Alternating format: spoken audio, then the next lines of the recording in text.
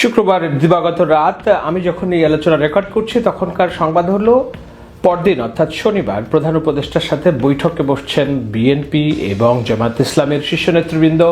সন্ধ্যা 7টায় জামায়াত এবং রাত 8টায় বিএনপির সাথে আলোচনা। রাষ্ট্রের যে দমবন্ধকর পরিস্থিতি সেখান থেকে উত্তরণের একটা সুযোগ তৈরি হতে যাচ্ছে এবং ট্রানজিশনাল সরকার অর্থাৎ আসসালামু আলাইকুম প্রদর্শক শ্রোতা, তারেক রহমানকে প্রধানমন্ত্রী এবং ডক্টর ইউনূসকে রাষ্ট্রপতি বানিয়ে 5 বছরের একটি সরকারের গঠনের রোডম্যাপ কি তৈরি হয়ে গেছে? গুরুত্বপূর্ণ তথ্য দিয়েছেন শাহেদ আলম ভাই। চলুন ভিডিওতে বিস্তারিত দেখে আসি।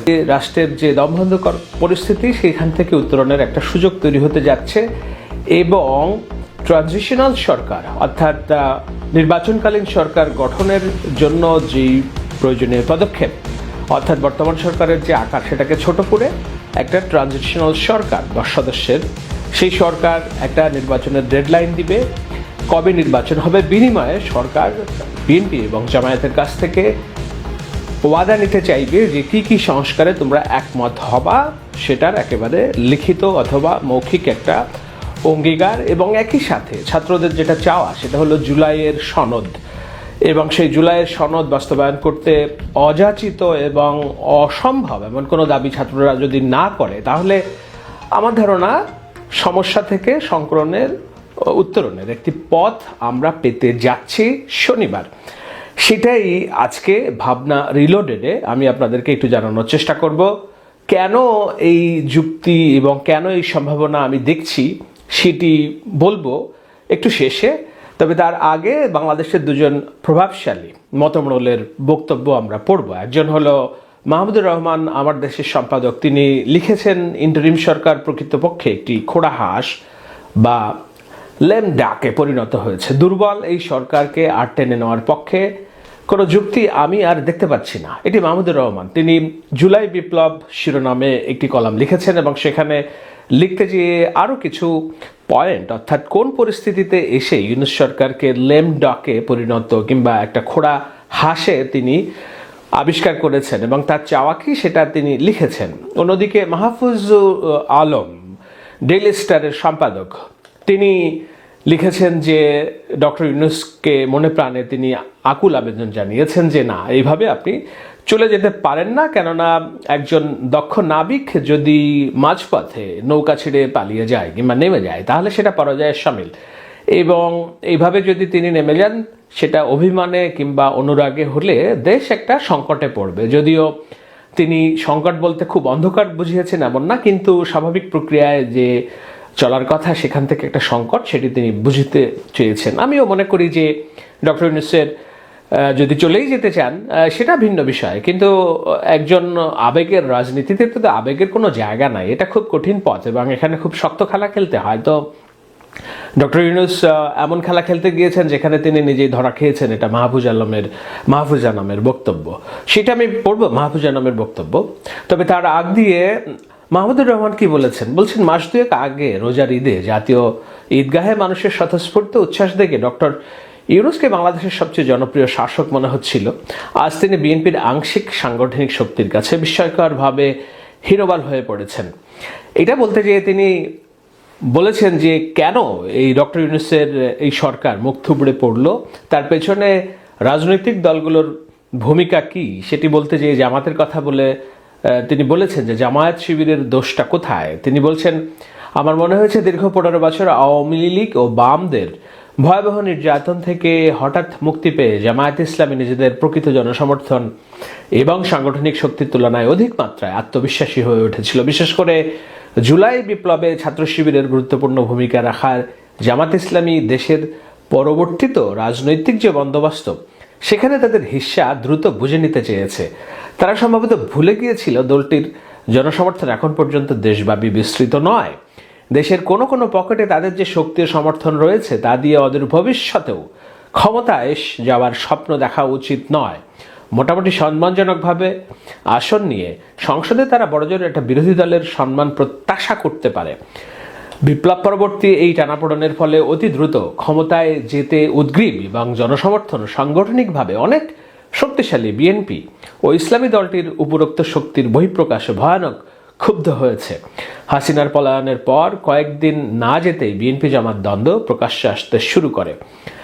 আর ডক্টর ইউনূসের সরকার গঠন প্রশ্নে, দুর্বলতা প্রশ্নে তিনি বলেছেন, সরকার গঠিত হওয়ার পর আমরা দেখলাম বিদেশে কর্মরত সব স্মার্ট বাংলাদেশিদের উপদেষ্টা, বিশেষ সহকারী উপদেষ্টাদের উপদেষ্টা প্রভৃতি নানান রকম পদে এনে বসাচ্ছে।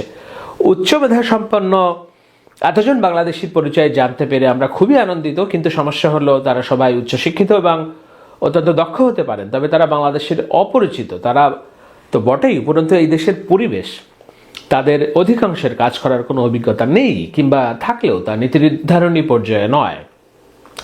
ফলে সরকার গঠনের 9 মাস পরে এসে আমরা দেখতে পাচ্ছি কোনো সংস্কার বাস্তবায়ন তো দূরের কথা, এখন পর্যন্ত কেবল দফায় দফায় আলোচনাতেই চলছে। আমার আশঙ্কা হচ্ছে নানা প্রকৃতির সংস্কার প্রস্তাব কেবল অনিষ্পন্ন রেখেই নয়, সংস্কারের বিষয়ে কোনো রকম রাজনৈতিক ঐক্যমত্য ছাড়াই ডক্টর ইউনূস সরকারকে শেষ পর্যন্ত ক্ষমতা থেকে বিদায় নিতে হবে। এটা মাহমুদুর রহমান লিখেছেন। এটা লিখতে গিয়ে তিনি তার যে স্বভাবসুলভ বিপ্লবের দিকে ঝোঁক, সেদিকে তিনি কর্ণপাত করেছেন।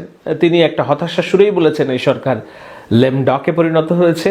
আর্মির এই অবস্থার কারণে এই সরকারকে টেনে নিয়ে যাওয়া কিংবা সমর্থন দেওয়ার কোনো প্রয়োজনীয়তা আমি দেখছি না। বরঞ্চ তিনি বলছেন যে আমাদের যে স্বপ্ন ছিল জুলাই বিপ্লব বাস্তবায়ন করা, সেই লক্ষ্যে আমাদের নতুন করে লড়তে হবে। এখন কোন প্রক্রিয়ায় লড়তে হবে, কি সশস্ত্র বিপ্লব করবেন কি না, কোনো কিছু বলেন নাই তিনি। স্বাভাবিকভাবেই তিনি তার যে গোষ্ঠী, সমর্থক গোষ্ঠী, তাদের কাছে যেই শব্দটি পরিচিত বিপ্লব, সেইখানে তিনি ঠেকতে চেয়েছেন এবং বলতে চেয়েছেন আমাদের জুলাইয়ের বিপ্লব অসমাপ্ত এবং সেটা পরিপূর্ণ করার জন্য নতুন করে লড়াইয়ের প্রস্তুতি নিতে হবে। কাদেরকে নিয়ে প্রস্তুতি নেবেন, নির্বাচিত সরকার আসলে তার বিরুদ্ধে বিদ্রোহ করবেন কিনা, এসব বিষয়ে তিনি লেখেননি। কিন্তু তিনি যেটা লিখতে চেয়েছেন, বলতে চেয়েছেন যে ডক্টর ইউনূসের সরকার হীনবল, জামাত এবং বিএনপির যে সম্পর্কে টানাপোড়েন এবং ডক্টর ইউনূসের অদক্ষতার কারণে আমাদের জুলাই বিপ্লবের স্বপ্ন আজ বিপন্ন।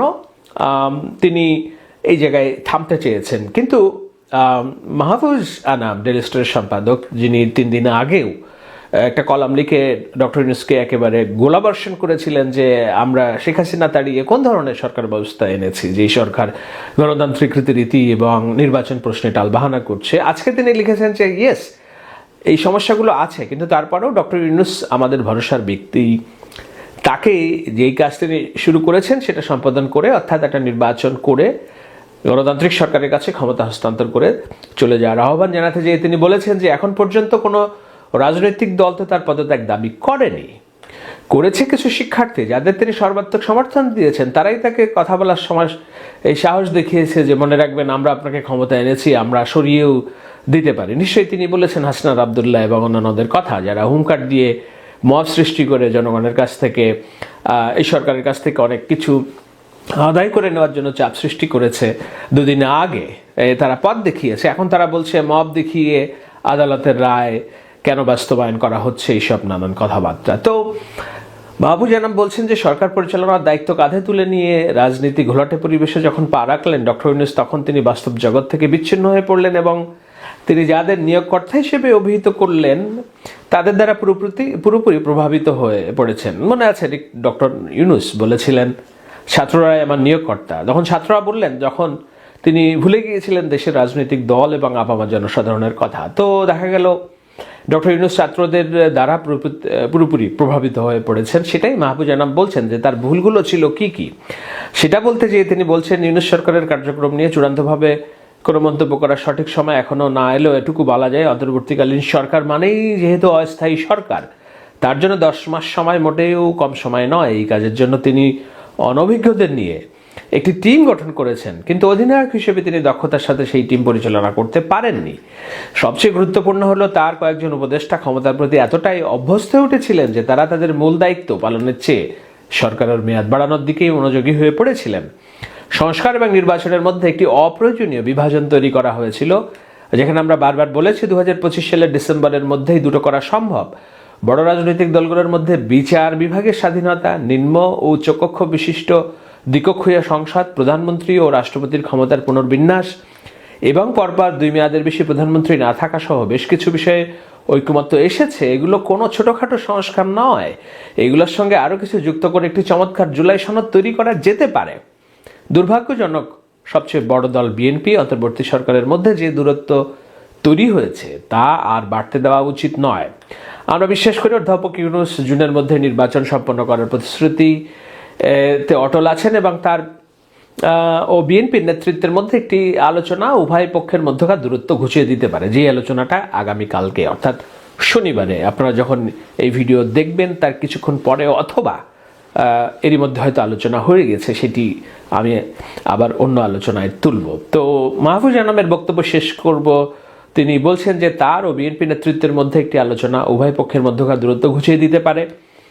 এই ব্যবধান আর বাড়লে তা কোনো পক্ষের জন্যই মঙ্গলজনক হবে না, কারণ যারা ঐক্য বিনষ্ট করতে চায় এর মাধ্যমে তারা সুযোগ নিতে পারে এবং চলমান পরিস্থিতিতে কিছু পদক্ষেপ জরুরিভাবে বিবেচনায় নেওয়া যেতে পারে। তিনি যেটা আজ করেছেন সেটা কি, নাম্বার 1, প্রধান রাজনৈতিক দলগুলোর সঙ্গে বৈঠক করে নির্বাচনের তারিখ ঘোষণা করা। এবং কয়েক মাস আগে বলা হয়েছিল 25 ডিসেম্বর থেকে 26 জুনের মধ্যে নির্বাচন। এখন বিষয়টি সুনির্দিষ্ট করে বলা প্রয়োজন যে কবে নির্বাচন হবে।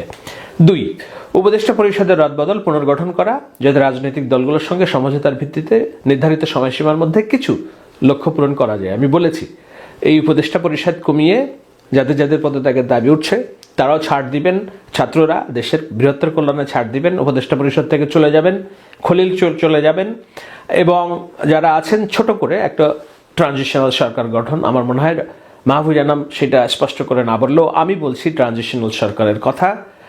আবার তিনি বলেছেন 3 বাহিনীর প্রধানদের ডেকে বর্তমান দূরত্ব কমানো, জাতীয় নিরাপত্তা ইস্যুতে সশস্ত্র বাহিনীকে সম্পৃক্ত না করার বিষয়ে সেনা প্রধানের যে অভিযোগ সেটার বিষয়ে প্রধান উপদেষ্টা গুরুত্ব দিয়ে বিবেচনা করে মীমাংসা করতে পারেন, কারণ আমাদের সেনাবাহিনী ও গণতান্ত্রিক রূপান্তরের সম্পূর্ণভাবে প্রতিশ্রুতিবদ্ধ। আপনাদেরকে বারবার একটা জিনিস মনে রাখতে হবে, বাংলাদেশের সেনাবাহিনী একমাত্র সেনাবাহিনী সম্ভবত বিশ্বে যে সেনাবাহিনী চাচ্ছে একটা গণতান্ত্রিক সরকার, আর যারা বাইরে আছে তারা সেনাবাহিনীর নির্বাচন এবং গণতান্ত্রিক সরকার প্রশ্নে যখন সেনাবাহিনী অবস্থা দিচ্ছে তখন বলছে সেনাবাহিনী ভারতের দালাল। কি একটা বাজে অবস্থা, রিডিকুলাস একটা অবস্থা, রাইট? তো যাই হোক, এই আবেদন জানিয়ে শেষ করছি। মাহফুজ আনাম বলছেন, এমন ক্রান্তি লগ্নে অধ্যাপক ইউনূস দেশ ও জাতির নেতৃত্বের হাল ছাড়বেন না। তাকে নির্বাচন আয়োজন করে নির্বাচিত সরকারের কাছে ক্ষমতা হস্তান্তরের রূপরেখা তৈরি করতে হবে, অথবা গণমাধ্যম ও দেশের জনগণ ডক্টর ইউনূসের 10 মাসের কার্যক্রমের কিংবা অর্জনের মর্ম পুরোপুরি উপলব্ধি করতে ব্যর্থ হয়েছে। কিন্তু একইভাবে তারও স্বীকার করা উচিত যে এই সময়ে সরকারেরও কিছু গুরুতর ভুল করেছে, তাকে স্বীকার করতে হবে যে বিগত মাসগুলোতে বাংলাদেশ ক্রমশই এমন এক রাষ্ট্রে পরিণত হয়েছে যেখানে আইন শৃঙ্খলা নেই বললেই চলে। সড়কে প্রতিনিয়ত বিক্ষোভ, যান চলাচলে বাধাগ্রস্ত করাই দাবি আদায়ের একমাত্র পথ হয়ে দাঁড়িয়েছে। ব্যবসায়ীরা এখন আত্মবিশ্বাস সংকটে ভুগছে। এক মনোমুগ্ধকর প্রেজেন্টেশনের পরেও প্রকৃতপক্ষে দেশে উল্লেখযোগ্য কোনো বিনিয়োগ আসেনি। অধ্যাপক ইউনূসকে এখন এই সত্যের মুখোমুখি হতে হবে। অর্থাৎ তিনি তাকে আহ্বান জানিয়েছেন যে না, অনুযোগ অভিমান করে লাভ নেই, আপনি যে দায়িত্ব পালন করতে এসেছিলেন সেটি এখন করেন, আপনাকে শেষ টানতে হবে। তো এখন এইসব করে ডক্টর ইউনূস শেষ টানবেন না, তিনি তার অনুরাগ বিরাগের বশবর্তী হয়ে না আমাকে তোমরা কেউ হেল্প করছো না, আমি পারছি না, আমি চলে যাব, নো, এটি কোনো দক্ষ কিংবা কোনো শাসকের মনোভাব হতে পারে না। দেখুন, ছোট্ট একটি কথা, ডক্টর ইউনূস যেই সংস্কার চায় রাজনৈতিক দলগুলোর কাছ থেকে সেটা হলো ক্ষমতার ভারসাম্য, অর্থাৎ চেক অ্যান্ড ব্যালেন্স। অর্থাৎ প্রধানমন্ত্রী যেন একক ক্ষমতার অধিপতি না হয়ে ওঠেন, তার সকল পক্ষের কাছে তার জবাবদিহিতা এবং দায়বদ্ধতা। তো যেই সংস্কার ডক্টর ইউনূস চান, চেক অ্যান্ড ব্যালেন্স, সেই চেক অ্যান্ড ব্যালেন্স তো তার সরকারে নেই এবং তিনি চেক অ্যান্ড ব্যালেন্সের মধ্যে গভর্নমেন্ট পরিচালনা করতে অনিচ্ছুক বলি যখন সেনাবাহিনী থেকে প্রশ্ন উঠছে আপনি জাতীয় সিদ্ধান্ত নিচ্ছেন আমাদেরকে অন্ধকারে রেখে, কিভাবে সম্ভব? বিএনপি বলছে আপনি সিদ্ধান্ত নিচ্ছেন কিভাবে আমাদেরকে অন্ধকারে রেখে, তখন তিনি অভিমান করে বসছেন। তো এটা দ্বিচারিতা, রাইট? এটা যদি আপনি নির্মোহভাবে দেখেন, আপনাকে এখানে ইউনূসের প্রেমে আপনি অন্ধ হতে পারেন, কিন্তু আপনাকে তার সংকট, তার সীমাবদ্ধতা বুঝতে হবে।